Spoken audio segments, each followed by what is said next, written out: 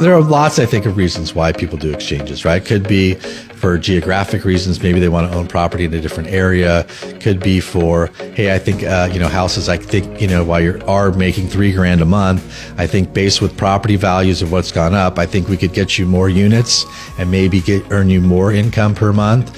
So I think that there's lots of reasons why people exchange. Being the Southern California representative for IPX1031, Greg Burns and his team does a crazy amount of 1031 exchanges for people from Los Angeles to Paso Robles. In this episode of the Slow County Real Estate Podcast with Hal Sweasey, Greg answers questions about this real estate wealth building tool and gives examples of how to and how to not use it to your benefit. Many successful people have said they've made their money with their business but built their wealth through real estate. And the 1031 exchange makes it all possible. Now let's build some wealth. Here's your host, James Bueno. San Luis Obispo Real Estate Podcast with Mr. Hal Sweasey. How are you, sir? I'm great, James. Doing great. Bobby, how are you? Lovely. Happy to be here. Glad you're here. And JT. I'm not as lovely as Bobby, but I'm still happy to be here. JT, you're pretty lovely. I just want to say that. Yeah, that's right. You're pretty lovely. Hal, we have a guest with us today. Who do we got with us? Oh, yeah. This is Greg Burns from IPX. I've known Greg for decades. He helps us with 1031 exchanges, tax-deferred exchanges. Just a great resource for people in our community. Tell people a little bit about how the whole exchange process works, and how long you've been doing this. Yeah, so I work for a company called IPX. We're a qualified intermediary. We facilitate exchange transactions. I've been with the company for 25 years. Wow. And, 1031 is a section of the tax code which allows someone that owns property they've held for investment or business use to sell that property, then exchange it for another property that they ultimately intend to hold for investment or business use. So it's a section of the tax code that we kind of, play in. Okay. So they're going to sell something and buy something with the intention of... Well, the intention of holding it for investment. Deferring taxes, right? Obviously, yeah. So the idea behind it is to defer the taxes from the sale of an investment property into another property. So they're not tax-free exchanges. The taxes are still there. Right. They're tax-deferred exchanges. But it is a great tool that investors can use to move between real estate assets, investments, not have to pay taxes every time they sell. Real estate's pretty special that way, it seems like. Yeah. Yeah, I know it applies to other things, right? Exchanges, but in our realm, for sure, it's in real estate. Yeah, so 1031 used to apply for also personal property, and that's why they hear these like-kind rules. It was really restrictive when it came to personal property. But in 2017, which is actually interesting, when Trump was president, I think 1031 became the closest ever to actually getting eliminated. And in 2017, they eliminated 1031 for personal property, and they replaced it with something called immediate expensing. So now 1031 is exclusively there just for real estate. Just for real estate now? Yeah. Okay, good. 25 years. Yep. When you walked in today, because you work out of the area, but you cover our area, Sharon, the listing manager, goes, "Oh, Greg, oh my gosh, you're different than I expected." I go, "What'd you expect?" She goes, "Well, someone way older."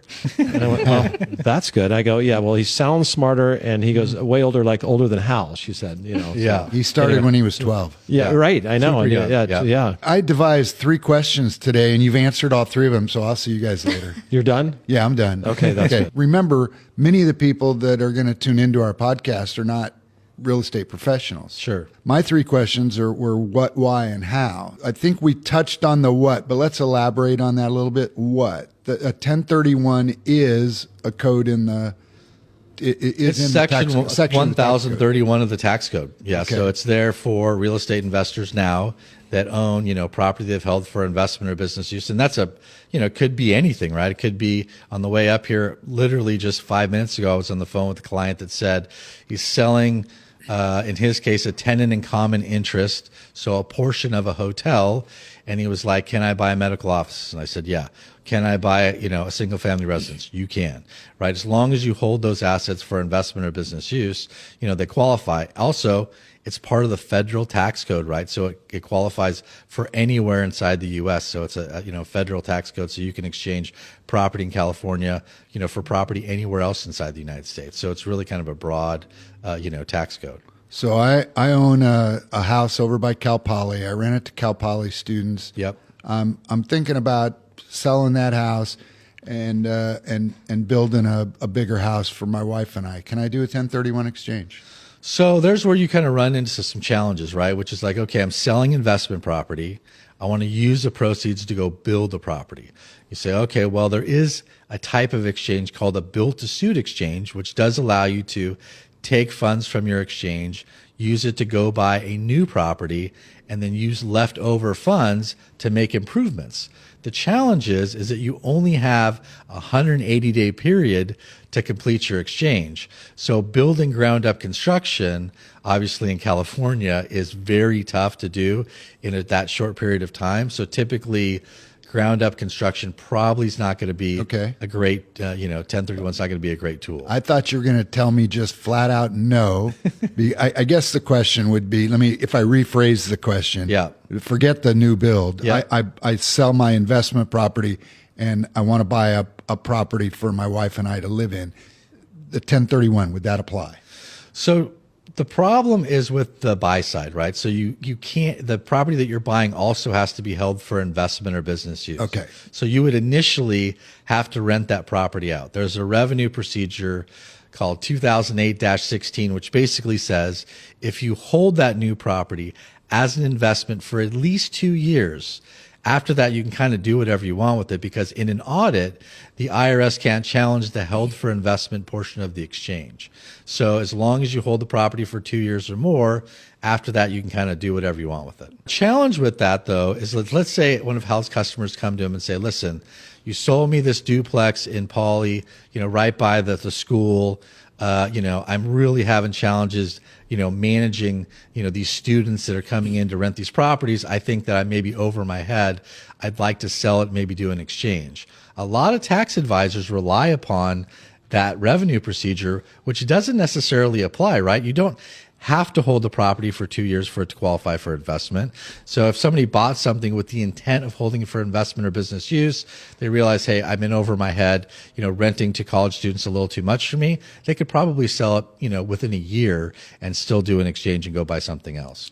Oh, really? I thought that was not allowed. So there's not a shortness of time where you're kind of crossing that line. Yeah, if you look at a flipper or whatever, it's ordinary income, I guess. So flipping is different, right? So there is something within Section 1031 that says property that's held primarily for sale doesn't qualify under Section 1031. Okay, got it. So another conversation I had on the way up here, and I had many, was, hey, we're buying this land. We already have a buyer for it.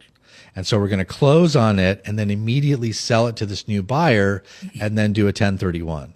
And my, basically comment to them was, if you get audited, the IRS and the Franchise Tax Board is going to take the position that you really held it primarily for sale, not for investment. Right. And the reason that they put that in the code was they didn't really want to see developers or flippers, like you mentioned, doing exchanges. Okay.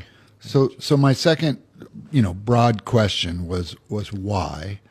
So let me give you another scenario, and maybe you can give me a why behind it. Okay. I own a property over by Cal Poly. I've owned it for 30 years. I'm getting income from it. Why would I even want to consider maybe giving that property up and then trading it in a 1031 exchange for another property? There are lots, I think, of reasons why people do exchanges, right? Could be for geographic reasons. Maybe they want to own property in a different area. Could be for, hey, I think, houses, I think, while you are making $3,000 a month, I think based with property values of what's gone up, I think we could get you more units and maybe earn you more income per month. So I think that there's lots of reasons why people exchange. Maybe you're thinking depreciation's kind of that was the word I had in my head when I asked the question. 30, because after 27 and a half years, it's all you lose that depreciation expense in real estate. Is that the reason? This is kind of off the topic a little bit, but it is connected. Is that the reason why so many hotels? One year it's a Hilton, the next year it's a Marriott, not the next year, but 5 years later it's a Marriott, 5 years later it's Holiday Inn. Are they 1031ing those properties to restart depreciation? So 1031 doesn't restart depreciation. Okay. Right. So if you, let's say, own that property and let's say you bought it for $500,000 today, it's worth $1.5 million. If If you sell that property and do a 1031 exchange and go buy a new property for $1.5 million, you'll gain no new depreciation. Oh, see, I thought you did. Yeah. So it's a kind of a common misnomer where people think, oh, well, I bought this thing for $500,000. If I sell it for $1.5 million, I buy a new property for $1.5 million. I've gone up $1 million in value. I should be able to take at least a deduction on the $1 million value, maybe 70% of it. But you can only get new depreciation deductions if you actually go up in value. So if I sell for $1.5 million, I buy, let's say, $2.5 million. Right, then I've gone up $1 million in value.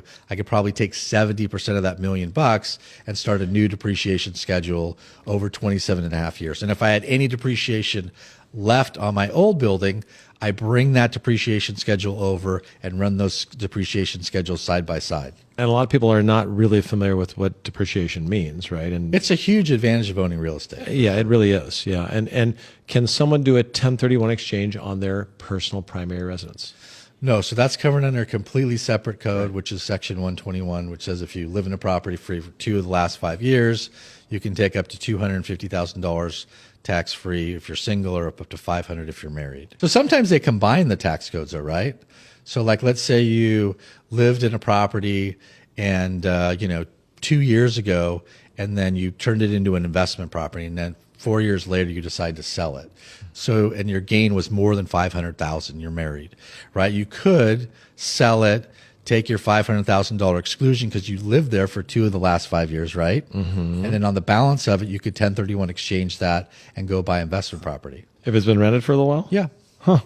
Wow, this just got more complicated than I can understand. That's out of my. That's why. That's right in your wheelhouse. What are you talking about? Well, that's why I call Greg.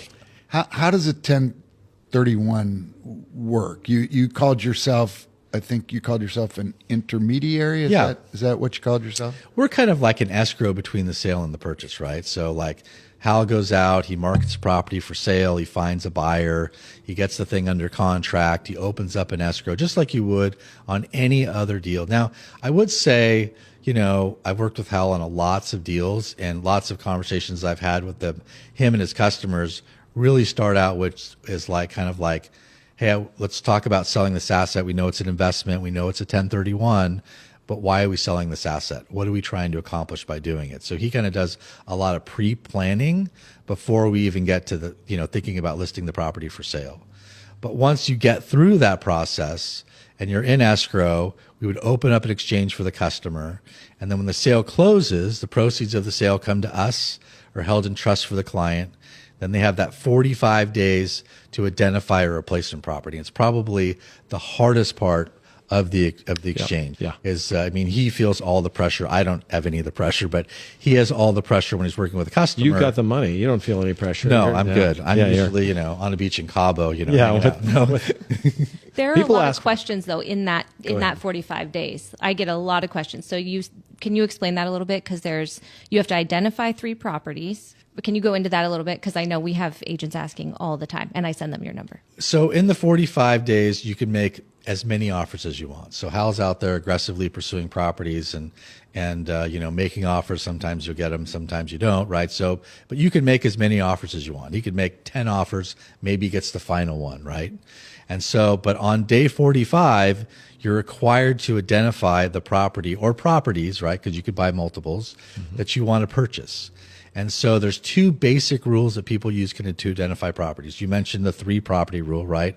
Which allows you to identify up to 3 properties. You don't have to identify 3, but you could. Property number 1, typically the property you're going to buy, maybe 2 and 3 are potential backup properties. But what if you had a client that wanted to sell maybe a large asset and they wanted to buy a bunch of smaller assets? Maybe they wanted to buy 4 or 5 different properties. Obviously the 3 property rule wouldn't work. So you'd have to basically identify under the 200% rule, which allows you to identify as many properties as you'd like, up to twice the value of the property you sold. So that's a way that you could maybe, go from a large asset, diversify into some smaller assets. So what happens if they identify those properties and it hits the fan and they fall out of escrow? We don't really like to talk about that. Well, I want to know. What do you do? So at that point, you're kind of stuck, right? So that's why, advanced planning is important, getting something under contract early. A lot of deals that I do with Hal, he is, before the sale's even closed, he's already under contract on the purchase and getting his due diligence done so that they're not up against it. Because once you're past your 45 days and you can't buy anything that's on that list, you unfortunately have a failed exchange. When you say you're stuck, that means you're stuck with a tax bill. Yep. You're going to have to pay the capital gains on that property. Yep. Or we get people wanting to buy anything just to get, I don't see people doing that. So in my career, there's always this interesting thing where someone will call me up and they'll say, hey, I've got a great property that would be good for a 1031 exchange buyer. And what that is code word for is this property is so expensive and over market that I can't sell it. So maybe last minute exchange buyer might want to take a look at it. I tell clients this. You made a good investment, you made money, right? Yep. Don't throw good money after bad. Don't buy something that you don't want to buy. You're better off paying the taxes and not rushing into something, because buying something just to save the money in taxes usually is a recipe for disaster. So that's why it's really important to hire a good agent, one that's done. We've done, maybe a lot, 50 or more exchanges. And so it's important to have somebody that understands that process. It is interesting how tax averse some people are. I mean, I don't want to put you on the spot, but basically between the federal and let's say the state of California on an exchange or a capital gain, what is the approximate tax rate if you could throw one out? So the minimum tax they can pay is 24.3. Most people are in the 30s. Okay. Yeah. So about a third in taxes. Yeah. Right. And I've talked to people sometimes for decades, right? And they had a house that was $500. If it ever gets to $700, I'll sell it. Okay, well, hey, it's worth $700,000, right? Well, then I got to pay taxes on it, and that's going to be 30% on the gain, right? Yeah. So the gain is less, and so they get to $1 million. I go, you 3 years ago you would have taken that $1 million and paid that 30% tax and cleared $700, no problem at all. Yeah. But people do get stuck on that, right? And it prohibits things from selling and people from selling, even though they may want to. They just can't. They can't deal with that. It's hard. Yeah. I mean, I encountered this couple in Beverly Hills. I did a seminar, actually at Keller Williams' office in Beverly Hills.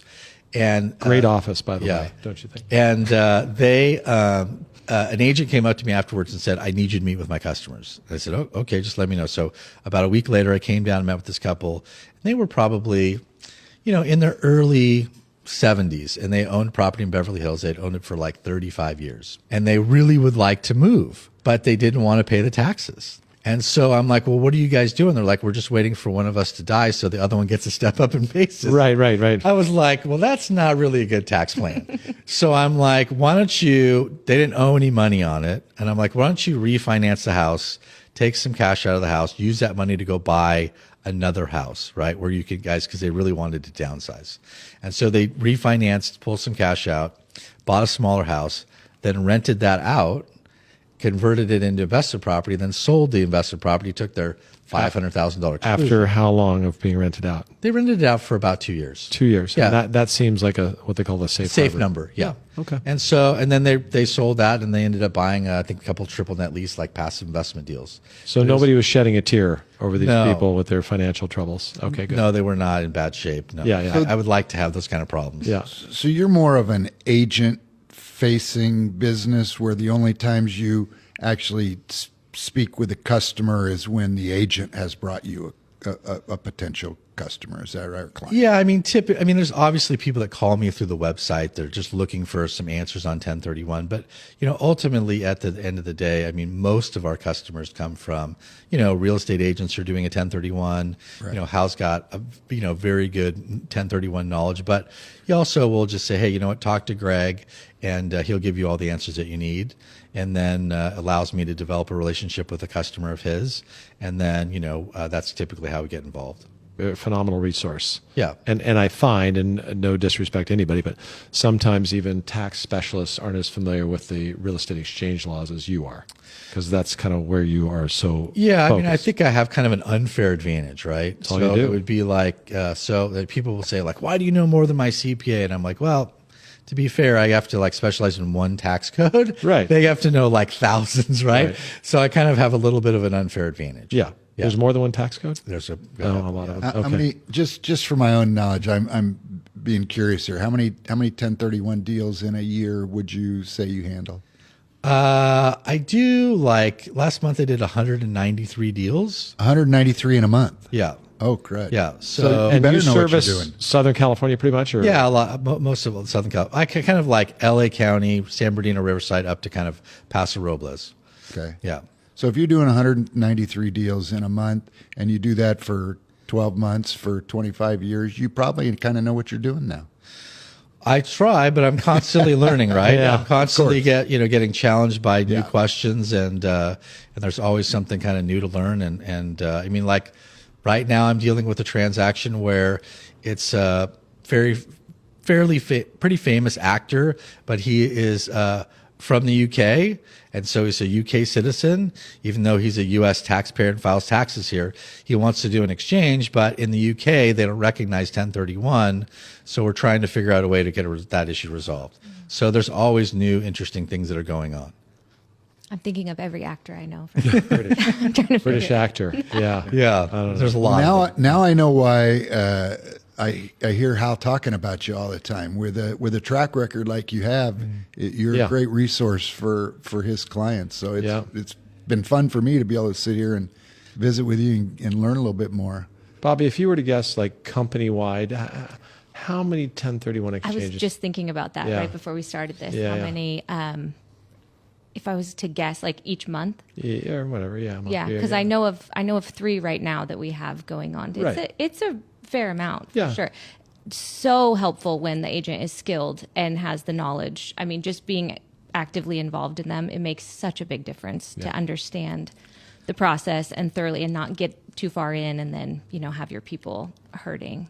Well, as a way to build and protect your wealth, whether it's your primary residence and you get the 250 as a single person or 500,000 tax free. I mean, where else does that happen? Right. Versus taking something that, could be a stock portfolio that goes like that, and then you sell it, you got a problem unless it's in a certain type of account, and you can roll it into something else and not have to pay taxes on that event. Yeah. That is a very special treatment that I think people don't realize. Right? It's a great wealth building tool. It's also a good estate planning tool, right? So absolutely. Exchange throughout your lifetime, you pass away, your heirs get a step up in basis, which essentially eliminates the taxes. So but you guys are in a great market for exchanges. You have the beach community where there's a lot of rentals.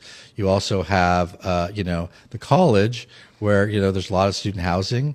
It's a great place to own real estate, and so you have a lot of opportunities for investors. Yeah, that's always a tricky thing when you have a parent buying for their children and going to school. Right. Do they buy it as an investment and then they can exchange out? Right. Or do they put the son or daughter on title and have them make some payments, and then they get that $250 tax free when they're done with school? I mean, there's a couple ways to go, and they can both be. If the market treats them well, which usually it does, it's a pretty nice way to cover college. Do that for your kids. One of my aha moments, and I didn't think about this until you said it, was why would you do this? It's location. So I'm the heir. I inherit a property maybe in another state. Well, I don't want to have to manage a property in another state. Right. So I get my step up in basis. I sell that property, 1031 into a property here where I can have Hal's management company manage it for me. Well, I know where it is.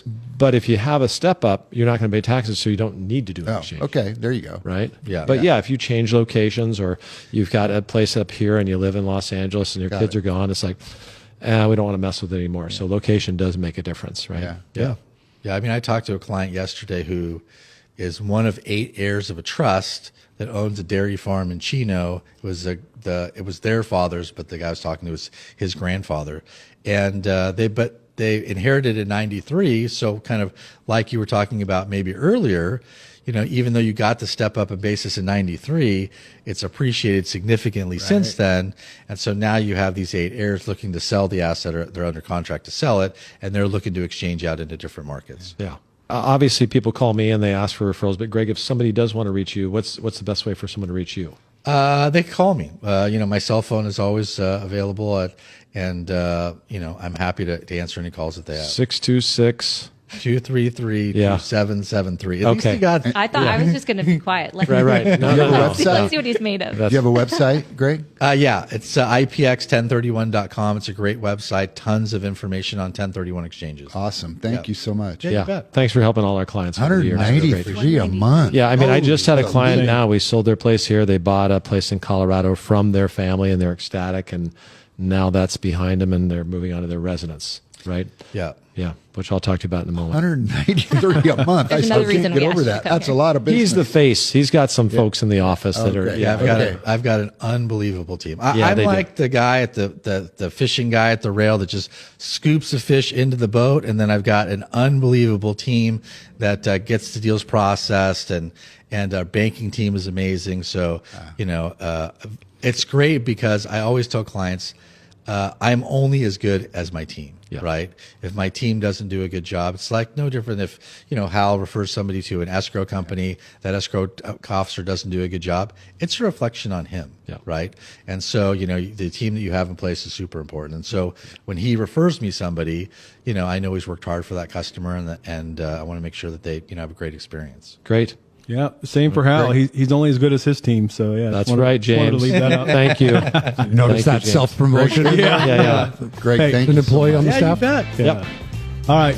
Thank you very much. We appreciate you being here. And thank you again, everybody. And we will talk to everybody next week. Thank you for listening to the Hal Sweasey podcast.